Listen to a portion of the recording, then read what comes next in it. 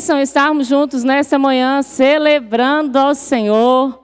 Ontem nós tivemos aqui o nosso brunch de casais, casais cheios da unção, digam glória a Deus. Nossa, gente, misericórdia, eu vou fazer casais cheios da unção de Deus, digam glória a Deus. Vamos dizer de novo, hein? A Simone até molhou a garganta, é isso, vamos lá.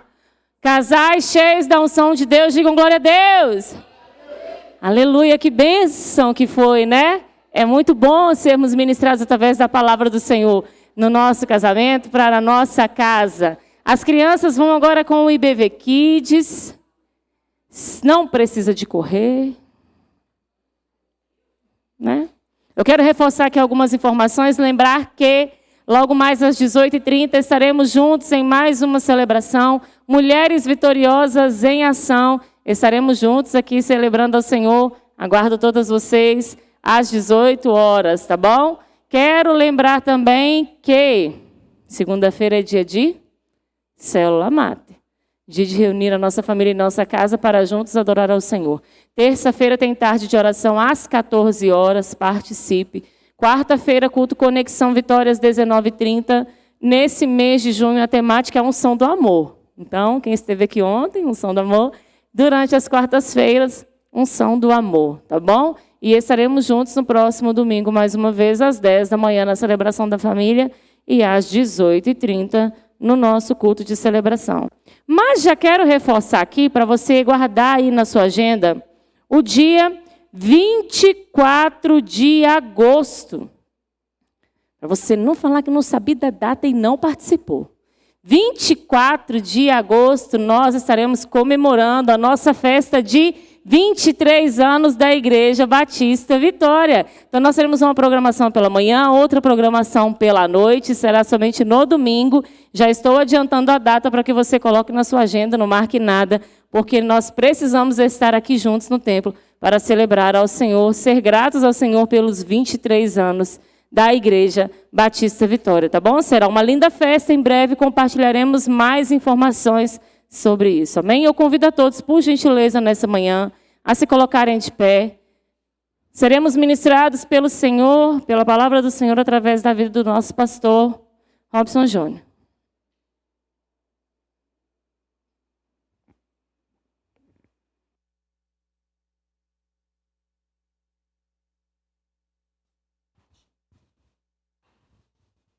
Graça e paz, irmãos, amém? Glória a Deus. Vamos aí, por gentileza, para as Escrituras. Um texto conhecido, já lemos algumas vezes, Timóteo, capítulo 5, versículo 8. 1 Timóteo, capítulo 5, versículo 8.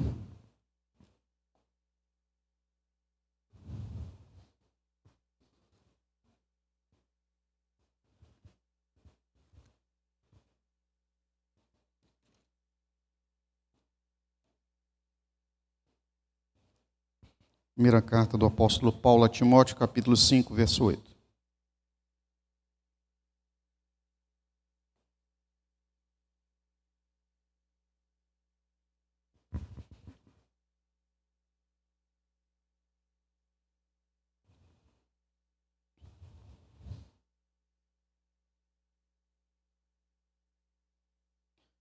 Mas se alguém não tem cuidado dos seus, e principalmente dos da sua família, negou a fé e é pior do que o infiel.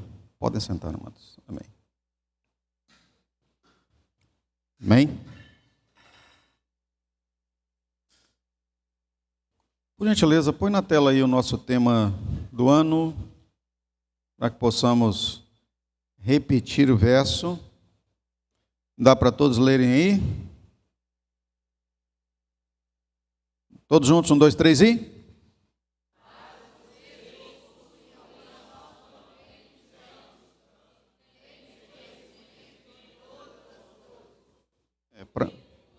Para ensaio ficou horroroso, né? Então, ó, gente, vocês estão lendo. 1, 2, 3 e?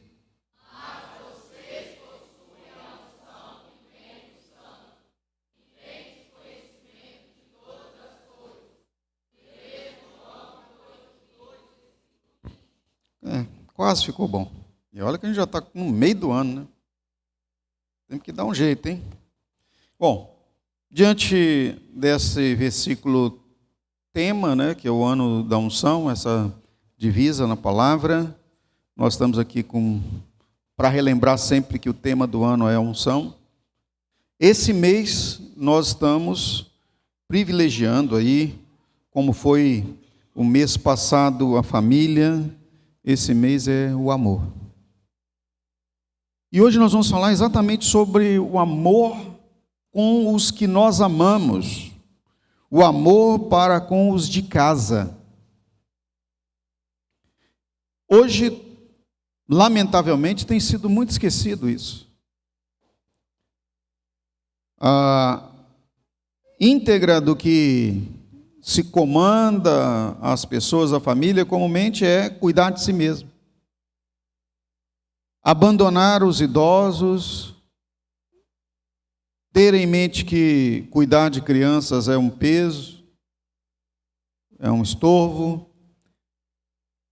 e em alguns casos isso é negligenciado pela família e é depositado na mão de cuidadores, de babás e de escola, creche, tempo integral, tudo em prol da carreira.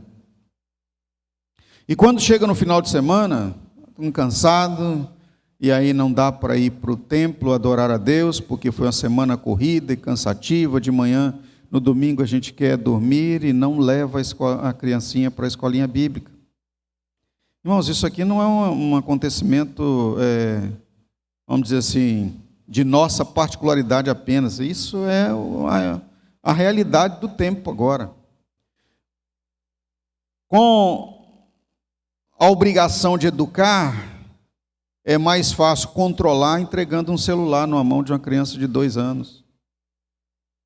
Com a ideia de que, vai ver uns videozinhos. Só que ali você está viciando seu filho em equipamento eletrônico, que mais tarde vai se traduzir aí em um problema grave que você vai querer tirar, vai brigar, desliga o celular, vai dormir, mas quem plantou foi você. Se ao invés de entregar um celular, entregar um carrinho, uma bonequinha, alguma coisa assim na mão da criança, você vai ter menos problema no futuro.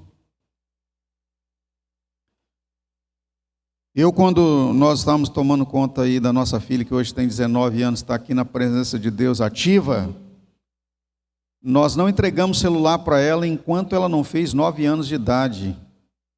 Ela fez 9 anos de idade... E quem entregou o celular para ela não fomos nós. Sabe quem foi? A vovó. É sempre os vovôs que vêm estragar a coisa toda. Aí nós fomos discutir com a nossa, a minha sogra e tal, a avó da Thalita. Não, vai estragar a menina, mas a avó está aqui para estragar mesmo.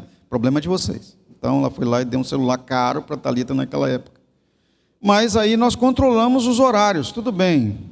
Não vai levar para a escola, não vai isso, não vai aquilo. Irmãos, é fácil? Não. Todas as vezes que vamos dizer não para alguém que quer alguma coisa, não é fácil. Nenhum de nós gosta de ouvir não. Mas os limites, eles ocorrem, para que nós tenhamos crescimento e venhamos aprender que nem tudo é possível quando se trata da nossa vida como ser humano. É possível quando estamos na ação de Deus para que a vontade de Deus ocorra na nossa vida. Aí tudo é possível, mas a vontade carnal, nem tudo é possível. Nem tudo o que queremos iremos conseguir, se não for a vontade de Deus para com a nossa vida. Então qual é o melhor? O melhor é alinhar a nossa vida à vontade de Deus, porque aí tudo será possível.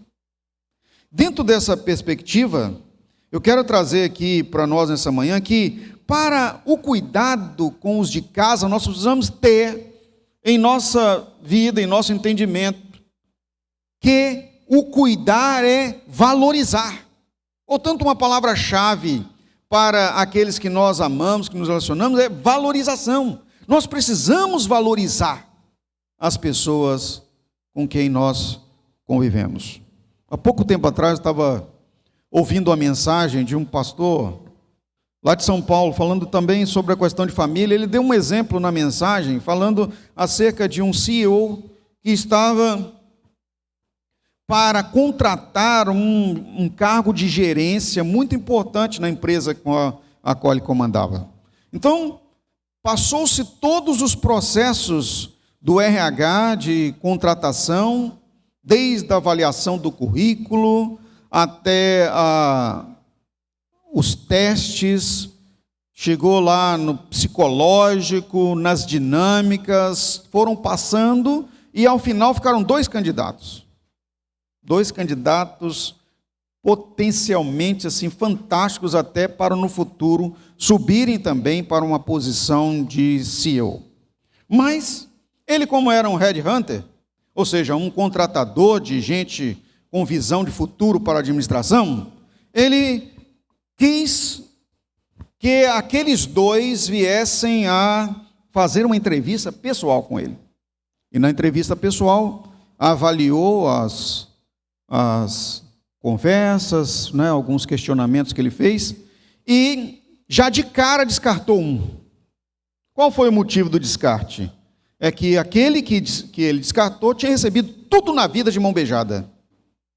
E quando recebeu tudo de mão beijada, ou seja, aquele que veio, né, que estudou numa escola particular, que teve todos os financiamentos estudantis pagos pela família, tinha mestrado e doutorado, mas ele disse, não vai valorizar o que vai receber aqui, porque ele vai achar que ele conseguiu isso pela própria competência, e descartou. Ficou um que nasceu na periferia, estudou, também tinha mestrado e doutorado, e ele então chamou para conversa mais aprofundada, a segunda conversa. No primeiro momento ele disse que não descartou aquele rapaz por causa da condição humilde dele, nada disso, ao contrário, foi um fator de avaliação positiva. Mas não falou que já tinha terminado o processo, mas perguntou a ele o seguinte, uma palavra: como você chegou até aqui? Eu quero a sua resposta. Porque eu analisando aqui a sua vida toda, depois das conversas, como você conseguiu pagar essa faculdade? Como você conseguiu pagar o seu mestrado, doutorado? Você teve bolsa? Não. Você recebeu algum financiamento governamental? Não. Quem pagou seus estudos? A minha mãe. A sua mãe? Sim. A sua mãe é gerente? Ela tem algum cargo em alguma empresa? Não, minha mãe é lavadeira. Sabe o que é lavadeira? A mulher que lava roupas. Como então que lavando roupas a minha mãe me fez chegar aqui?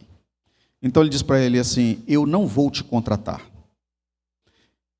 Você vai para sua casa e durante hoje e amanhã você vai analisar a sua mãe e vai pegar as mãos da sua mãe e vai lavar as mãos da sua mãe. Depois você vem e conversa comigo.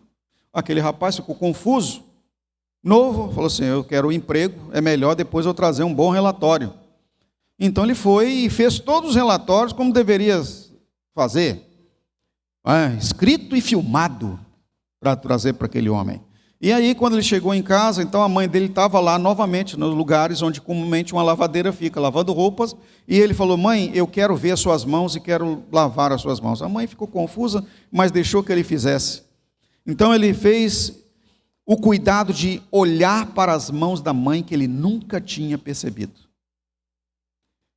Após fazer todo o procedimento, levou para o homem no outro dia marcado na agenda para a entrevista. E aí trouxe todo o relatório, informou, ele falou assim: eu não quero ver seu relatório, eu quero ver a sua percepção e ouvir o que você tem a me declarar. Então ele declarou: eu nunca tinha olhado para as mãos da minha mãe como eu olhei nesse dia. E como é que foi? Chorei. As mãos da minha mãe estavam deformadas de tanto lavar roupa. A pele era destruída. E naquele dia, o que eu fiz? Eu disse para ela: mãe, vai dormir. Hoje, quem vai lavar as roupas sou eu. Após essa conversa, então aquele senhor disse: você está contratado. Quero aqui trazer para você, irmãos, o entendimento da moral dessa situação. nós temos que valorizar aqueles que dedicam e investem a vida em nós. Os nossos pais, e para mim, até ouvir a história do meu pai, não tinha noção do quanto ele trabalhou e se esforçou para que eu estivesse aqui. Ele trabalhou na roça, ele era poceiro junto com o pai dele, na enxada, acordava às 3:30 da manhã, comia uma comida que eu não sei se vocês já ouviram falar, tal de fubá suado. Só um mineiro sabe o que é isso, não é? Um fubá mexido na frigideira, com torresmo e alho. Aquilo era o café da manhã, que colocava dentro de uma bolsinha de pano e ficava do lado deles na roça, enquanto sentia fome, metia a mão ali dentro e jogava na boca e comia com água. Carregava uma enxada nas costas. Até o dia que resolveram mudar de vida, era a palavra dele, nós mudamos de vida quando mudamos para a cidade. Só que na cidade, o meu pai foi para uma companhia siderúrgica chamada Belgo Mineira, na região de João Monlevade, onde eu nasci. E o que ele fazia? Ele enchia as caçambas do trem com pá, enchia de carvão.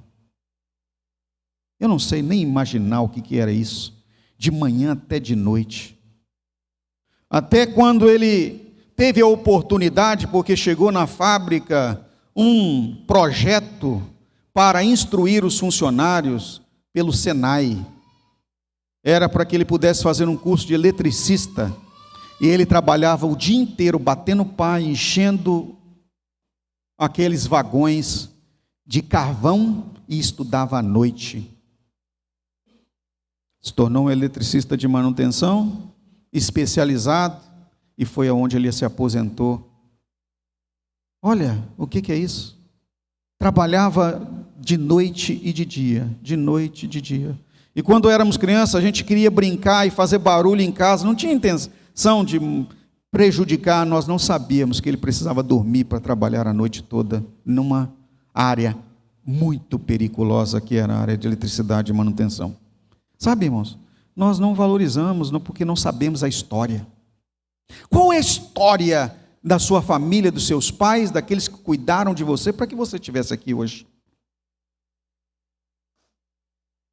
Quando não conhecemos nossa história, nós não valorizamos aquilo que recebemos. Não damos conta de que aqueles que investiram em nós, queridos, sofreram. E foi por amor. 1 Coríntios capítulo 13, verso 4 a 7, se traduz aqui o que o cuidado, do amor para conosco, o investimento é nesse sentido. É a porção de Deus em nós. Deus é amor. E olha aí, o amor é sofredor, é benigno, ou seja, procura o bem. O amor não é invejoso. O amor não trata com leviandade. Não se soberbece. Não se porta com indecência. Não busca os seus interesses. Não se irrita, não suspeita mal. Não folga em justiça, mas folga com a verdade. Tudo sofre, tudo crê, tudo espera, tudo suporta. Comumente, como filhos, nós só vamos entender plenamente o que nossos pais fizeram e continuam a fazer por nós quando alcançamos maturidade, não é idade. Repita comigo, maturidade. Tem muita gente que alcança a idade e não consegue maturação nenhuma, não amadurece. Continua a tratar os pais ou a viver com os pais com uma visão adolescente e despretensiosa e despreocupada e até irresponsável. Temos uma responsabilidade, um cuidado com os de casa. A responsabilidade que nos vem é o amor. Quando temos o Espírito Santo, ele nos leva a essa maturidade plena, intelectual, a maturidade com comportamento, postura, a maturidade com o que falamos, ou seja, no controle dos nossos lábios, da nossa boca, para não proferir palavras malditas, né? Como eu sempre gosto de falar aqui, né? A palavra maldita, que é a palavra de maldição, e a palavra mal falada, não é? Para não proferir essa espécie de palavras, ao contrário, palavras abençoadoras com atitude de amor. A responsabilização, portanto, que é a segunda palavra aqui, que a primeira é valorização, a segunda é responsabilização, deve ser a nossa visão com relação ao cuidado com os de casa. Nós temos uma responsabilidade, temos que trazer essa responsabilidade para nós mesmos. Não importa se você já é adulto, se você é adolescente ou é criança, cada um de nós tem a sua porção de responsabilidade no cuidado com os de casa. Em Provérbios, capítulo 15, versículo 1, fala sobre exatamente a palavra que é proferida. Há uma demonstração nas Escrituras que diz o seguinte: a resposta branda desvia o furor, mas a palavra dura suscita ira. Quanto nós podemos evitar de situação de divergência grave nas discussões no lar? A questão toda na responsabilização com a palavra não está naquele que primeiro lança. Você veja aí que o sábio Salomão não fala assim, aquele que afirmou, ele fala da resposta. Quando nós ouvimos uma palavra difícil, ao recebê-la, temos que digerir e trabalhar a resposta.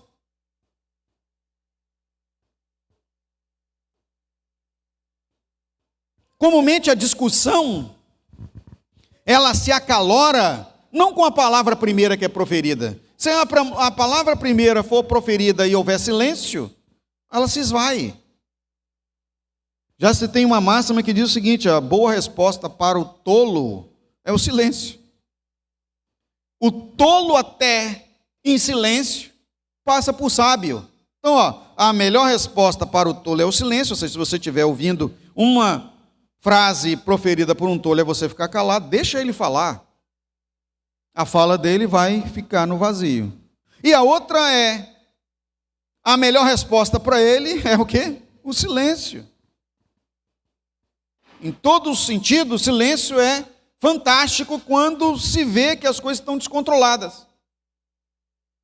É pior do que proferir a resposta dura. A resposta dura é que vai fomentar o furor, diz as Escrituras. A resposta branda, aquela com acolhimento, com amor, sem acaloramento, é que abranda a ira. Então, se temos em casa uma oportunidade de brigar, abaixa a voz. Quanto mais o outro grita, mais você abaixa a voz. Se você responde no máximo ou no mesmo tom, vai ter a alimentação da ira. Misericórdia, irmãos.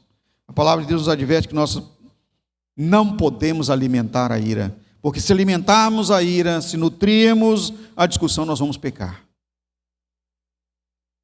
No Salmos de número 127, verso 3, e aqui um alerta para os pais, porque comumente quem dá a resposta dura e fomenta a ira, em alguns casos, são os filhos. E os filhos não têm maturidade suficiente para ouvir, por exemplo, uma correção, sempre querem dar uma justificativa, é ou não é? Mas é isso, é por causa disso que aconteceu isso. E às vezes nem sempre com a resposta branda não, é no mesmo tom até maior. Não é? Então, a palavra nos diz a respeito de nós entendermos a valorização que precisamos dar aos nossos filhos. É isso que os filhos são a herança do Senhor e o fruto do seu ventre, o galardão. Entenda uma coisa, queridos, e nós pais precisamos entender muito isso. nossos filhos, eles erram, mas eles precisam aprender. Quando o filho erra, é porque ele foi mal orientado ou não foi orientado. Agora, se ele alimenta desobediência, ele está contra o Senhor. E aí, nós temos que também dizer, olha, a desobediência é o caminho que vai te levar à destruição. E quanto aos filhos, a palavra de Deus nos exorta em Êxodo capítulo 20, verso 12, o seguinte, olha, honra teu pai e a tua mãe, para que se prolongue os teus dias na terra que o Senhor teu Deus te dá. Se vai por aí, ó, glória a Deus. Vai ouvir uma palavra de correção? Maravilha, mas é seu pai, é sua mãe que estão investindo na sua vida. Às vezes até com muito desgosto em estar corrigindo. Porém, queridos, há uma advertência para os pais nesse cuidado também, nessa responsabilização. Nós não podemos descarregar em nossos filhos ou na família as nossas frustrações. Não adianta levar para aqueles que não podem solucionar os problemas da sua vida o que eles não têm condição. Se você quer soluções para os problemas que você mesmo vem causando com as suas decisões, se converta ao Senhor, se mova para Ele, curve-se a Ele, passa a ouvir a voz de Deus, porque não são os que são os nossos próximos, nossa família, aqueles que estão conosco, que vão acalentar as frustrações. Quantas vezes isso acontece? Glória a Deus, não acontece no nosso meio, mas pessoas frustradas saem, por exemplo, da sua vida difícil, no seu trabalho, passam num bar, enche a cara de bebida para quebrar a frustração, chega em casa e distribui pancadaria em casa. Pode até ser que não seja como esses lá mundanos, mas tem muitos também que chegam em casa sem beber e com a sua frustração distribui violência na esposa e nos filhos. Isso acontece muito no seio da igreja, misericórdia. Não podemos traduzir aquilo que está nos doendo como forma de punição àqueles que nós amamos. Não é nosso papel. Nosso papel é depositar toda a nossa ansiedade no Senhor, porque Ele cuida de nós. Em Efésios capítulo 6, versículo 4, há uma advertência em relação a isso, principalmente com os filhos, queridos, porque os filhos reproduzem aquilo que nós manifestamos. E vós, pais, não provoqueis a ira vossos filhos, mas criai-os na doutrina e admoestação do Senhor. Não é a sua doutrina, nem a sua admoestação. É na doutrina e na admoestação de Deus. Qual é a doutrina e a admoestação do Senhor? A palavra. A nossa correção tem que ser a palavra. Se você quer ensinar seus filhos a não mentir, leve para as Escrituras, como nós fizemos com a nossa filha. Olha o que a Bíblia diz. A mentira é do diabo. O diabo é considerado o pai da mentira. Quem você quer por pai?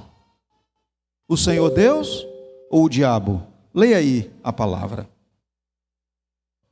É assim. Quando ensinamos com a ferramenta correta, é como realizar uma obra com a ferramenta boa para aquilo, própria. Você vai ter mais facilidade. Você terá mais possibilidade de sucesso. Mas se vai fazer a obra com a brutalidade, vai dar ruim. Para tirar um parafuso Phillips, aquela que usa 4 pontinhas, você não pode ir com a fenda que é uma só. Vai esgaçar a cabeça do parafuso. Então você tem que usar a ferramenta correta para a ação correta. E a palavra de Deus é a ferramenta correta.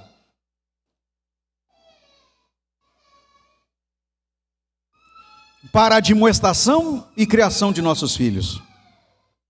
Cria-os na doutrina e admoestação do Senhor. Voltando a repetir, não é a sua forma, é a forma de Deus. Eu lembro da vida dos meus pais, que não foi difícil, porque lá em casa, irmãos, na época, eram 8 filhos, aí você imagina isso. 5 homens e 3 mulheres. Ninguém morreu até hoje, um milagre.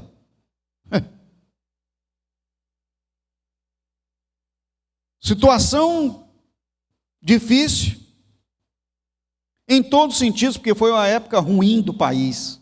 Hiperinflação, desemprego, mas nunca faltou moradia e nem comida. Agora, como isso aconteceu?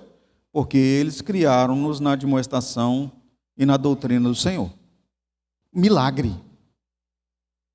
Milagre completamente. Mas como aprendi, e nós temos feito aqui no templo, ajudando a vocês também, que nós instamos a que você faça a sua célula madre, o culto doméstico.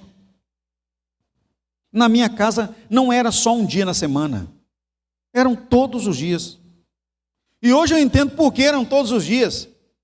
Antes das refeições, antes do almoço. Como meu pai trabalhava de horário, às vezes ele estava de noite, às vezes ele estava de dia, às vezes ele estava de tarde, algumas vezes ele participava.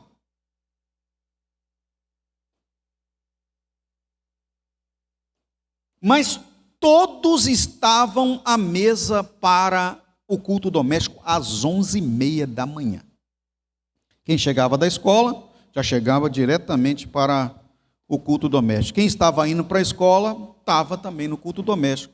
E isso era segunda, terça, quarta, quinta, sexta, sábado, domingo. Às vezes a gente fala, mas nem do domingo? Não, domingo também tem. Mas a gente já vai para a igreja, mas tem também. Chegava da igreja, tinha culto doméstico. Mas para que isso, mãe? Tem que ter. Não vamos perder o costume. Irmãos, glória a Deus por isso. Aí eu digo a você, hoje está tudo fácil com os filhos? Não, porque cada um, depois que fica adulto, toma suas próprias decisões. Mas não poderão reclamar diante de Deus que não foram instruídos, não foram ensinados, não houve investimento na vida de cada um deles.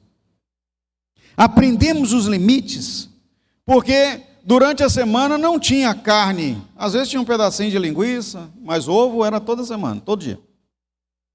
E um ovo para cada um, ninguém podia pegar mais do que um. E quando era no domingo, havia revezamento para quem ia comer a coxa, o pedaço do peito. Né? E sabe quem ficava com os pés da galinha? A pastora Joana Dark. Hoje eu até brinco com ela, há poucos dias eu brinquei com ela, mãe, glória a Deus, a senhora comeu os pés, né? Por isso que a senhora está bonita assim até hoje, né? Porque hoje você vai comprar pé de galinha no supermercado, meu querido, é mais caro que o peito. Sabiam disso? Porque os pés estão sendo vendidos para as mulheres como colágeno. Tem aí, você vai comer, hoje para você comprar uma galinha inteira, você pode vir lá, não vem pé mais não. Antigamente vinham os pezinhos, não vem mais não. Os pés são disputados, tem até fila de espera. Um dia desse eu estava num açougue, aí eles estavam lá falando, lá os açougueiros, rapaz, a fila de espera aqui do pé está grande. 1 quilo de pé é mais do que o peito. Mas ela comia os pezinhos da galinha. Investimento, valorização, admoestar na doutrina que é do Senhor. É assim que nós temos que aprender. E o último que eles aqui que eu quero salientar, que é o segredo que não é mais segredo. Só tem por segredo isso quem não valoriza, que é a comunicação. Comunicação. E a boa comunicação. A boa comunicação transforma o ambiente. Em todas as áreas, né? Emprego, negócios, mas principalmente na família. Deuteronômio capítulo 6, dos versos 6 a 7, Deus tratando do povo de Israel e um cuidado para com eles, para que eles pudessem prosperar e ter a família sedimentada e virem a ser mesmo o que Deus havia prometido a Abraão. Ele diz assim, ó, que todas estas palavras que hoje lhe ordeno estejam em seu coração. Que palavra é essa? A lei do Senhor. Ensina-as com persistência a seus filhos.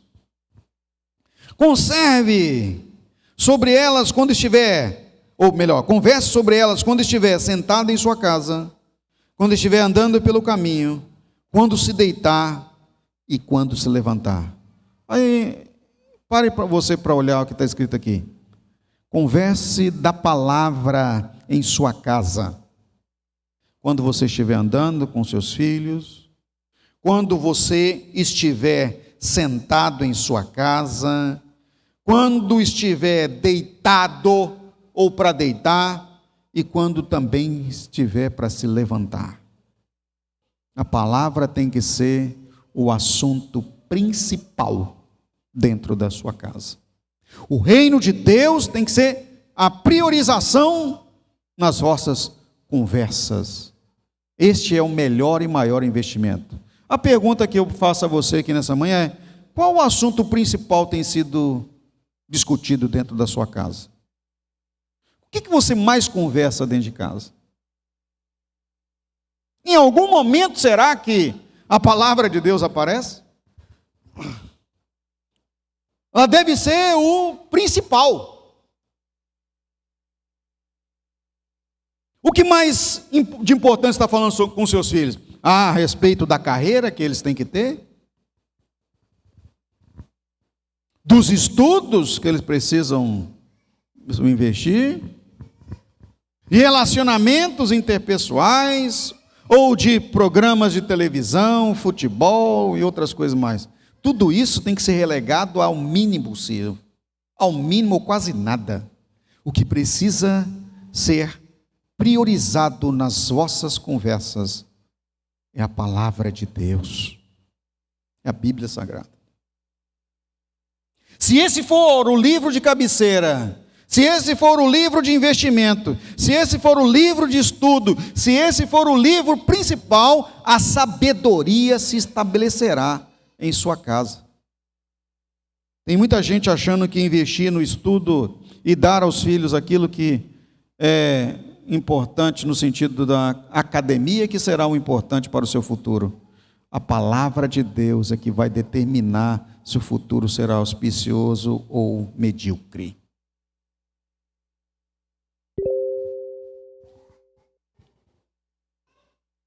Em Hebreus capítulo 13, verso 16, falando acerca de dar a melhor comunicação dentro de casa, que agrada o Senhor, o apóstolo escritor diz o seguinte: e não vos esqueçais da beneficência e comunicação, porque com tais sacrifícios Deus se agrada. Eu fiquei pensando, realmente, até hoje eu não tinha percebido isso. A beneficência, queridos, é agir com solidariedade, efetuar doações, trabalhar em voluntariado, sacrifícios, que abrimos mão do nosso eu para sermos agentes de socorro aos hipossuficientes, as pessoas que têm necessidades. Mas veja você, coloca de volta na tela aí por gentileza, Hebreus 3,16, que é uma coisa que passa desapercebida, a palavra essencial, a comunicação é um sacrifício que agrada a Deus. Quando tratamos aqui de comunicação, a palavra traduzida aqui quer dizer a comunicação eficiente, aquela que produz interlocução sábia. É a boa conversa,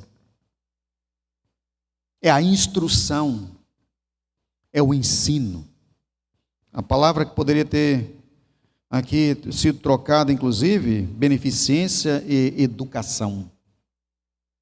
Comunicação é essencialmente a ação de educação. Quanto mais comunicação se tem, mais vantajoso e exitoso pode ser o resultado.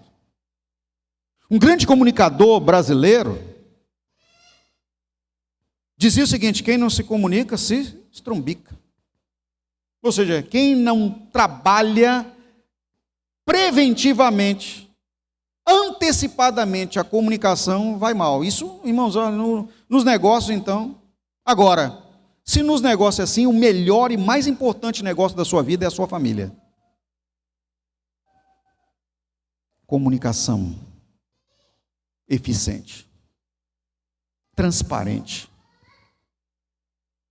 abertura para o amor e o cuidado. Colossenses capítulo 3, verso 13. O apóstolo Paulo, escrevendo à igreja em Colossos, ele diz: suportando-vos uns aos outros e perdoando-vos uns aos outros. Se alguém tiver queixa contra o outro, assim como Cristo vos perdoou, assim fazei vós também. A boa comunicação em casa essencialmente é o caminho do perdão. Quanto mais comunicamos, mais perdão, mais tratamento bom, mais felicidade o Espírito Santo produz. Em Gálatas capítulo 5, versículo 22, o fruto que é do Espírito é produzido, mas o fruto do Espírito é o tema do mês: amor, e depois felicidade. Queremos ter uma vida saudável em nossa casa? Deixe o Espírito Santo ser o educador, o Senhor da comunicação, falar e conversar com Ele e sobre Ele. Em nossa casa vai produzir a vitória que tanto nós sonhamos e necessitamos. Que Deus prospere essa palavra na sua vida nessa manhã. Vamos colocar de pé, por gentileza.